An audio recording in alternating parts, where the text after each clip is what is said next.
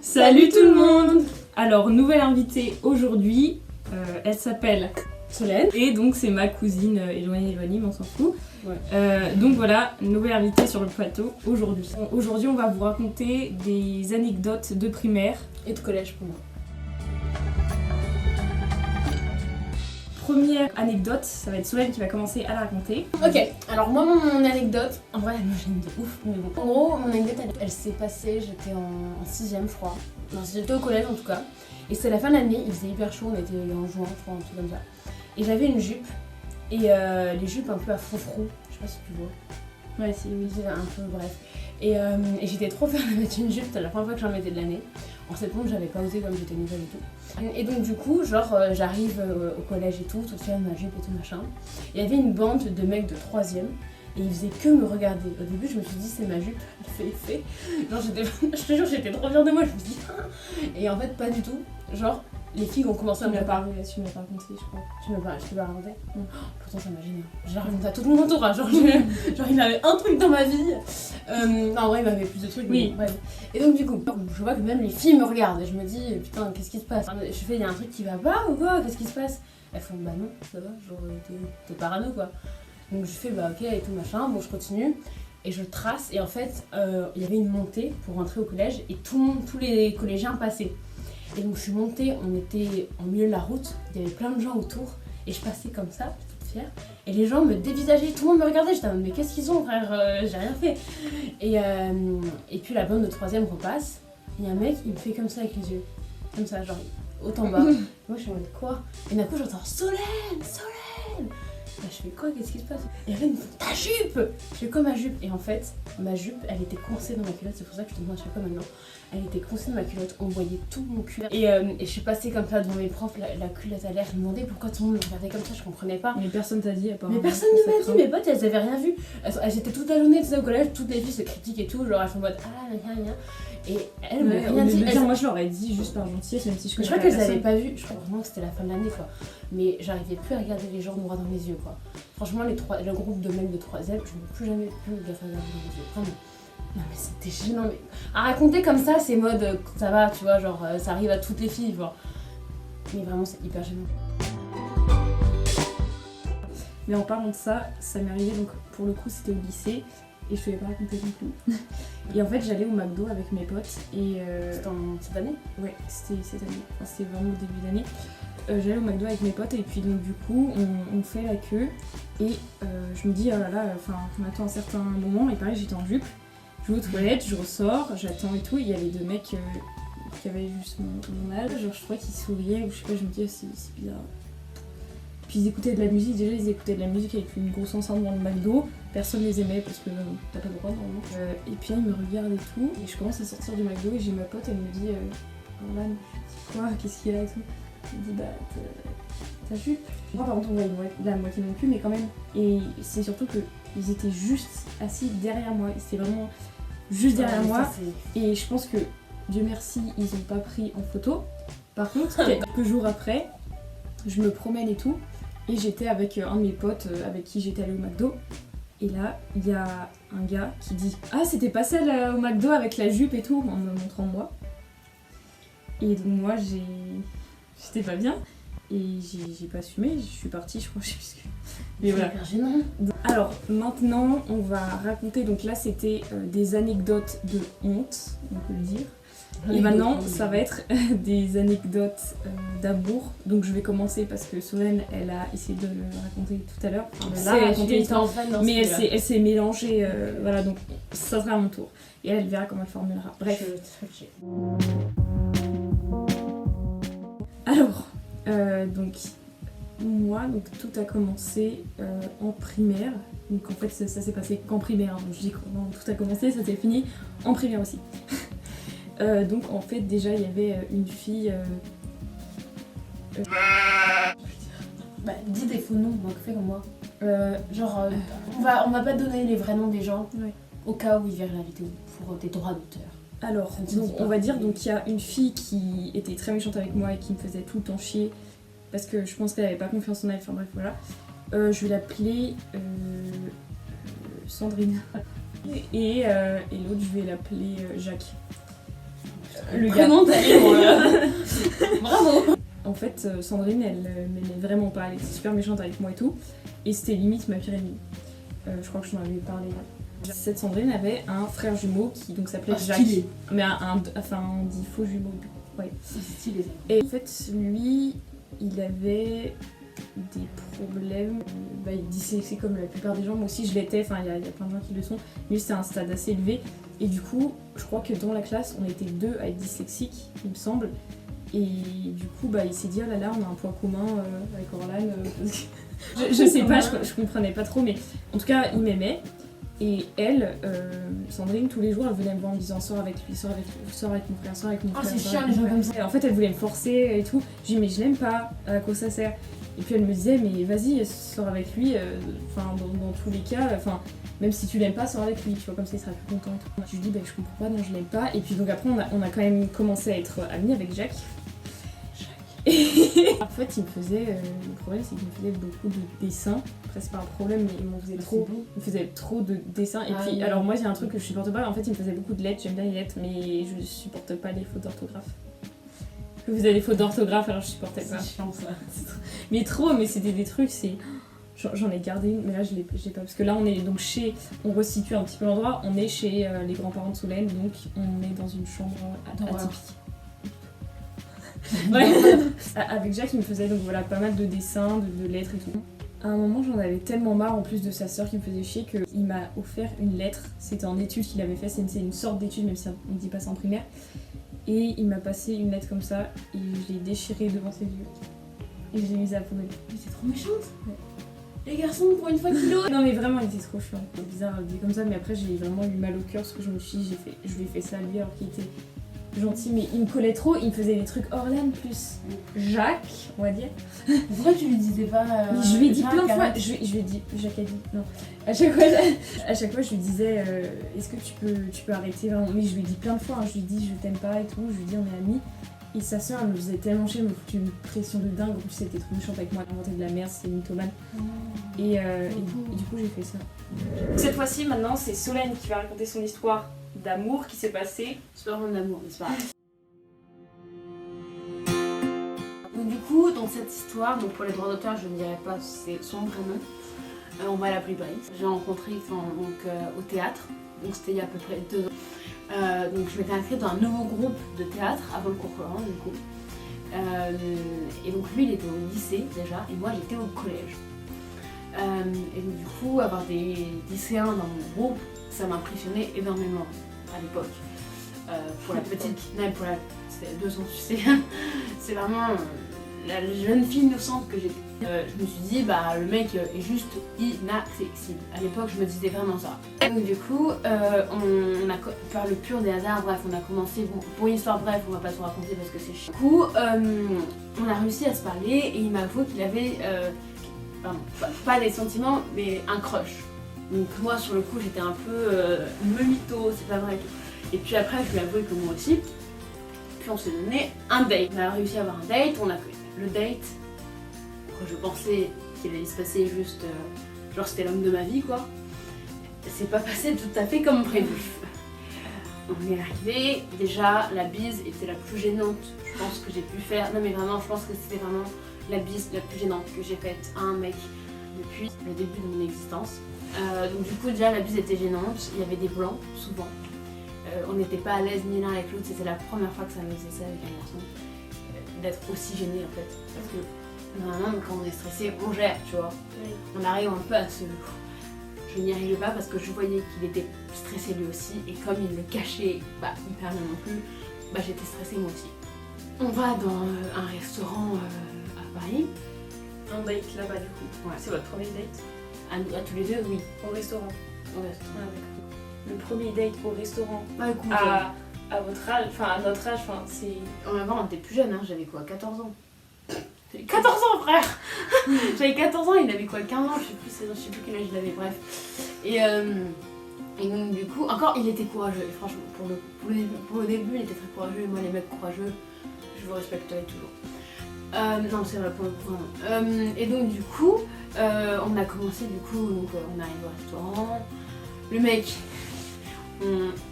logiquement, tu sais, le mec il paye à la fille. souvent. Pas tout le temps, moins aujourd'hui. Ou chacun. Bah en fait, normalement, ça dépend c'est de la paye. Si la femme elle gagne plus, c'est la femme qui. Oui, mais enfin, là on est des gamins. Bah, après, On gagne pas en plus fait, l'un et l'autre, sinon hein. chacun paye sa part. Donc voilà, moi au début. Et ouais, on va dire que c'est. Mais disons que au début, pas tout le temps, hein, je dis pas que voilà, tous les garçons doivent se payer une fille, hein. Surtout à force, sur la durée quoi, pas tout le temps, c'est chiant. Hein. Ouais. Nous aussi on peut payer, on déjeune et tout machin. Le déjeuner pour le coup c'est plutôt bien passé. Et puis après, donc déjà le mec il me fait, quand, enfin petite parenthèse c'est très con, mais bon, il était pas très galant. On va dire ça comme ça. Il rentrait, il me lançait la porte au nez. Il disait bon tu veux t'asseoir où? Sur la banquette ou sur la chaise? Moi poli je fais oh comme tu veux. Il me fait bon je me mets sur la banquette. Oh non.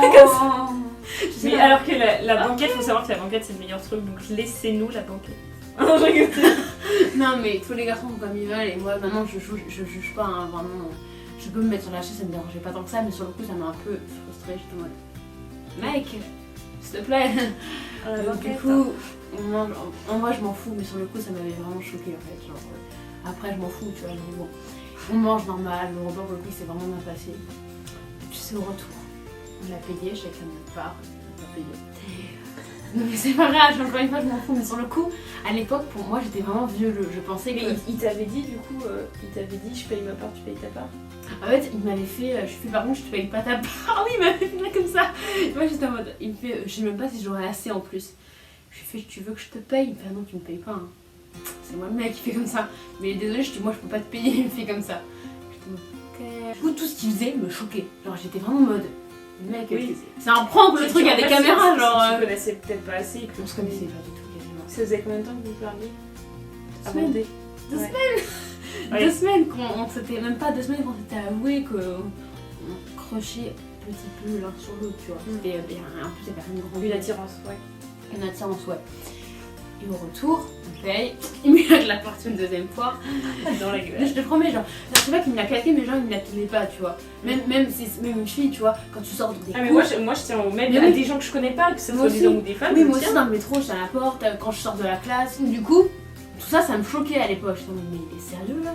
C'est un prank le truc, ça m'énerve. Ils ont choqué. À l'intérieur de moi, j'étais énervée, tu vois. Mais je le veux aussi.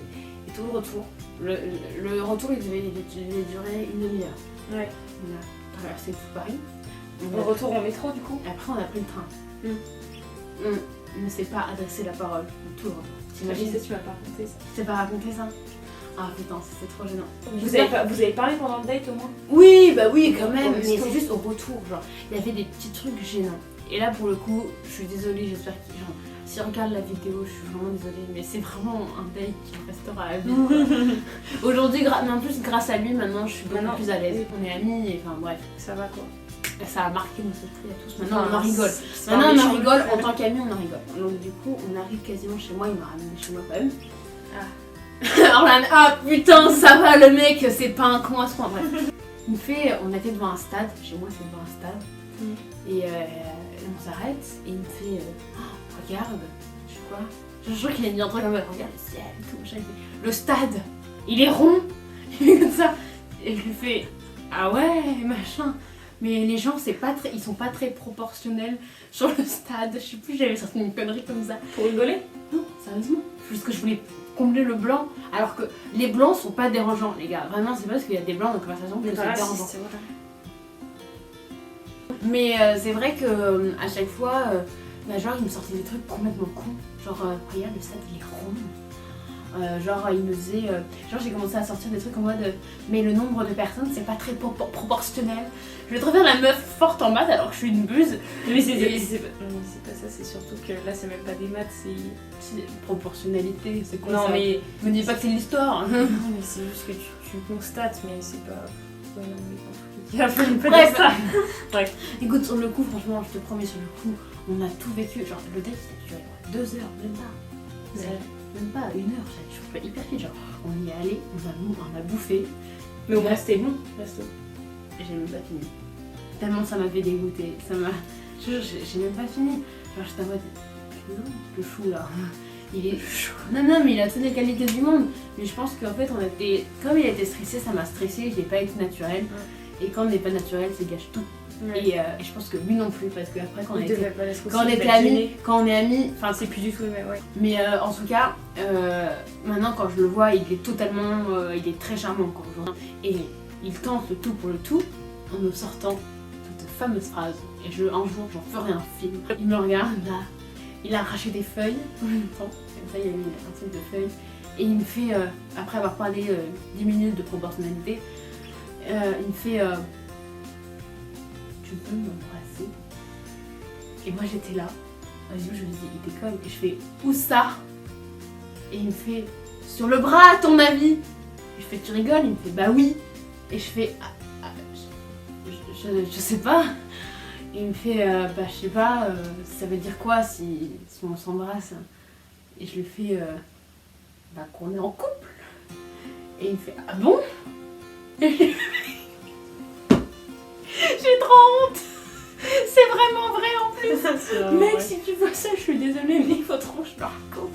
C'est le détail le plus exceptionnel que j'ai dû vivre de ma vie. En vrai, il m'a attrapé. Il me fait en couple et tout. Je fais bah oui, logique quoi. Enfin, t'embrasses quelqu'un, c'est pas, je sais pas, c'est pas pour déconner quoi. Il fait ah ok et tout. Bref, et après on a un peu changé le sujet. J'ai essayé de changer le sujet, ça me gênait, tu vois. Le mec il fait tu vas m'embrasser. Du coup après il revient, il me fait du coup on le fait ou pas? Il fait comme ça.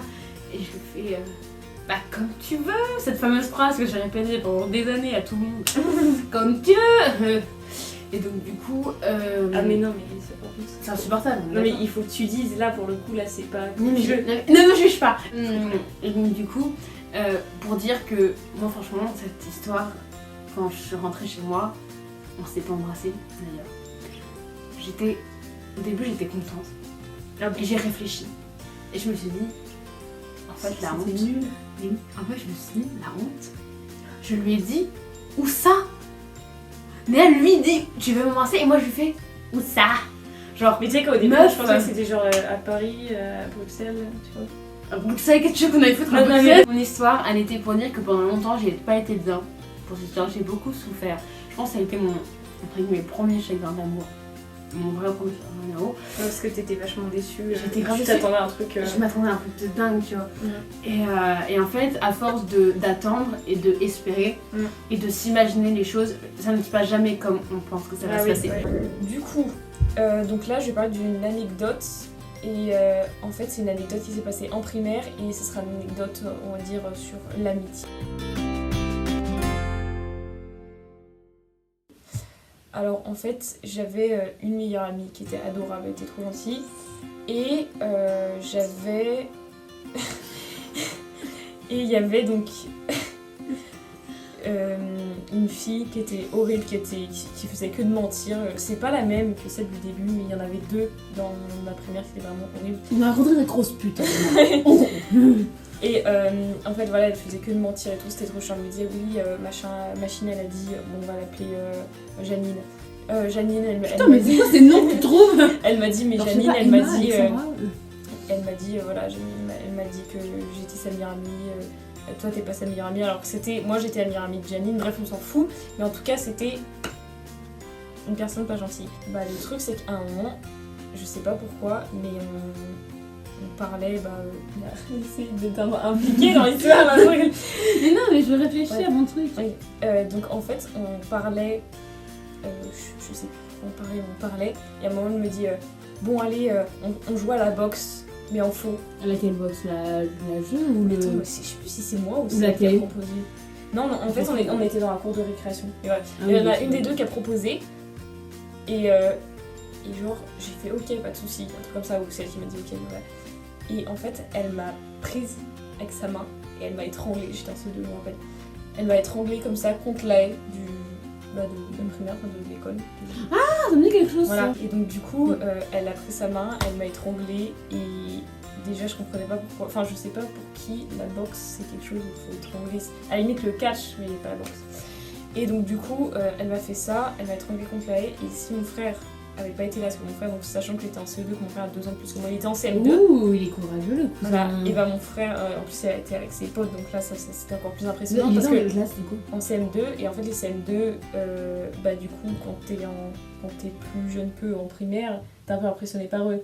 Et donc mon frère il est venu avec ses potes et tout, ils ont fait ouais, ils ont vu, et heureusement qu'ils ont vu parce que moi je pouvais pas parler, je pouvais rien faire, j'étais juste là en train de me dire elle est folle, et juste je pensais que j'allais partir, vraiment j'arrivais plus à respirer.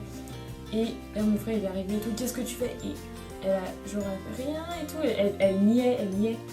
Et puis après, je crois qu'elle est partie chialer. Alors que mon frère, il avait rien fait. Mon frère, il avait rien fait, mais juste, elle était impressionnée et tout. Heureusement. On est fort, là. Non, mais Faut pas nous faire chier. non, mais voilà, vraiment, c'était. Heureusement que mon frère était là, parce que là, pour le coup, c'est une anecdote très rapide. Mais donc, cette fois-ci, c'est Solène maintenant qui va raconter son anecdote, donc qui est très différente de la mienne. Mon histoire est vraiment très différente de quoi celle de Orlan. Je vais aller assez vite par rapport aux deux autres histoires. Vous y croyez pas. Donc j'avais 5 ans, j'étais avec mes parents et une amie à moi, sa petite soeur et ses parents. Mais en gros, dans ma maison, c'était dans ma maison de vacances, donc pas loin. Il y a une maison, c'est une maison, il y a 2 étages, tu sais. Il y a une maison, bah si toi tu connais du coup. Oui. Il y a la maison en bas, cuisine, chambre, machin et tout. Et il y a une deuxième maison en haut, plus grande. Ma mère habitait là avec mon parrain, donc son frère. Et mes grands-parents, à la mort de mon grand-père, ma grand-mère, elle est partie habiter ailleurs, mais elle a loué le haut. Et parfois, le haut, il n'est plus loué. Du coup, il n'y a plus personne.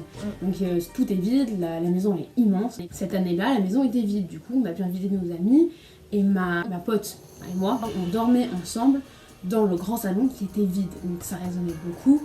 Il n'y avait personne quasiment, à part nos parents en bas et sa petite sœur qui était très jeune à l'époque. Et il y avait nos 2 petits lits en milieu de la grande salle, genre comme une salle de bal quoi, assez flippant d'ailleurs. Et un soir je m'étais couchée plus tôt, donc moi quand je me couche tôt, et ben je me réveille tôt. Mais sauf que cette fois, je m'étais réveillée vraiment très tôt, 3h du matin. Je me réveille à 3h du matin, tout était noir. Et au début, je sais pas, je sentais quelque chose qui me gênait en moi, mais je savais pas quoi. Et donc du coup, dans cette maison, il y a toujours quelque chose qui m'a fait ressentir quelque chose de bizarre. Parce que il y avait beaucoup de souvenirs de ma famille, je sais pas. Mais je l'ai toujours trouvé hyper stylé. Donc j'y vais encore cette année. Hyper stylé, tu sens bien dedans. Genre je me dis avec ça, plus tard, tu sais, j'arrive à bosser dans le ciné, dans le théâtre, je fais venir tous mes potes et tout, les teufs. Bref, et donc du coup, je me suis réveillée. Et je sentais quelque chose de bizarre. Pas sentir dans le sens sentir quelque chose, mais sentir dans le corps. Physiquement. Ouais, physiquement. Et ma pote, elle dormait. Et tu sais, on n'avait pas les téléphones avant. Enfin, genre, moi, j'avais pas de téléphone, j'étais jeune, et les iPhones, ça venait à peine d'exister, tu vois. Et c'était iPhone 2, iPhone 3, un truc comme ça, genre... on n'avait pas d'iPhone, nous, à 5 ans, tu sais. Et donc, du coup, j'avais pas la lumière pour éclairer, pour voir. Et j'entendais des bruits de pas, et dans les escaliers qui permettaient d'accéder en bas, des grincements. Ma mère... parce qu'il faut savoir que, faut savoir que les escaliers, voilà, en fait, ils relient la maison du haut et la maison du bas. Voilà, ils sont collés. Ils sont en bois, et à chaque fois, c'est vrai que quand on marche dessus. Mais quand on ne marche pas dessus, ça n'a fait aucun bruit. Voilà. Et ma mère l'a dit, elle m'a fait, moi j'ai vécu plus de quasiment 20 ans dans une maison, et jamais j'ai entendu les escaliers grincer tant qu'on n'était pas dessus. Ouais. Et vraiment, c'était 3h du matin, il n'y avait personne, on dormait, toute la famille dormait. Et donc, du coup, j'entendais ces bruits et je fermais les yeux, j'avais pas les yeux ouverts. Donc je savais pas ce qu'il y avait autour de moi, tout était noir, ça me faisait flipper. Et j'entendais ma pote respirer hyper fort en plus, donc j'essayais d'aller dans son lit. Et j'essayais de la réveiller, c'est ça qui... J'essayais de la réveiller, mais elle bougeait pas, elle respirait, hein, mais elle bougeait pas. Et je lui ai raconté, je l'ai vue l'autre jour, et elle s'en souvenait pas. Et donc du coup, je me remets dans mon lit parce que ça me saoulait qu'elle me dégage quand je tombais sur le sol, c'était chiant. Je ne voulais pas continuer, ça me saoulait, ça me stressait. Je me suis dit putain, il y a un fantôme. À l'époque, j'étais comme ça dans sous la couette quoi. Et à un moment, je retiens un peu comme ça, genre juste pour voir là, et je vois une sorte d'ombre un peu spéciale qui se projetait contre le mur en face de moi. Comme si il y avait quelqu'un qui était comme ça debout, qui nous regardait face, tu vois. Et j'étais réveillée, c'était pas de la paralysie du sommeil, vous savez, quand on dort et il n'y a que les yeux qui sont ouverts, que la pensée, enfin genre, tout ça vous connaissez, la plupart des gens le connaissent, et c'est hyper stressant. Et Et nous, on n'a jamais moi, eu ça, Dieu merci. Enfin, moi, en moi tout je cas, pense que j'ai j'avais. déjà eu ça, mais il y a très longtemps, quand j'étais très jeune. Et ça me stressait énormément, je ne pouvais plus dormir, tu vois. Et je bougeais, j'arrivais à bouger mes bras et tout, donc c'était pas de la paralysie du sommeil. Et je me voyais le truc en face de moi. Et puis, donc j'ai pas réussi à dormir toute la nuit. J'ai réussi à me rendormir vers 6h du matin quand le soleil a commencé à se lever. Et le lendemain, sachant que ça n'a rien à voir, hein, mais je sais que les gens qui adorent tout ce qui est paranormal, normal. Paranormal. Je vais faire HLP les gars, je suis dans la merde. Elle était genre, ma pote, elle était vraiment, le lendemain, elle était malade, je m'en souviens.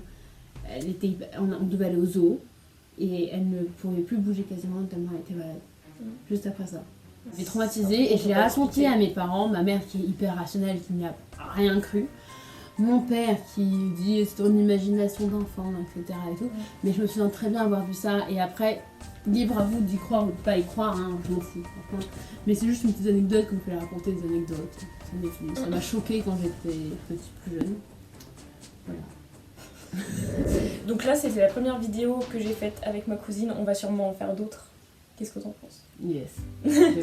Alors, c'est la fin de cette vidéo. J'espère qu'elle vous aura plu. Ciao! Ciao chicos, chicas, cliente. J'ai trop de tête.